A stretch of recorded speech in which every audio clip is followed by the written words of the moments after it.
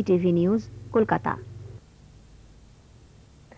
পরিবেশ দূষণ ও বইমেলা নিয়ে যখন লেজে গোবরে রাজ্য সরকার ও গিল্ড, তখন হাইকোর্টের নির্দেশ মেনে আজ থেকে সায়েন্স সিটিতে শুরু হলো মেগা ট্রেড ফেয়ার।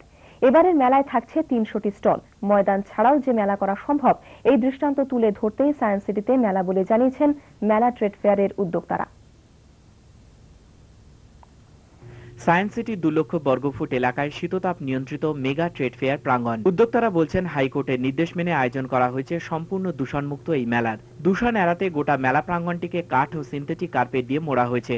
এবারের মেলায় থাকছে ৩০০টি স্টল। আজ মেলার উদ্বোধন করেন বিধানসভার অধ্যক্ষ হাসিম আব্দুল হালিম। ময়দান ছাড়াও যে মেলা করা সম্ভব তা দেখাতেই সায়েন্স সিটিতে ট্রেড ফেয়ার আয়োজন করা হয়েছে বলে জানিয়েছেন উদ্যোক্তারা।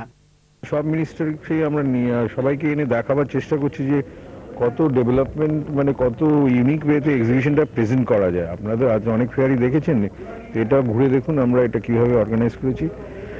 মানে যদি চাই আমরা খালি মানে ইনকামের দিকটা বা ওটার দিকটা চিন্তা না করে যদি আমরা সত্যি সত্যি ভালো ফেয়ার করতে চাই, করা যায়। সেটা দেখলে, এই এক্সিবিশনটা দেখলেই বুঝতে পারবেন।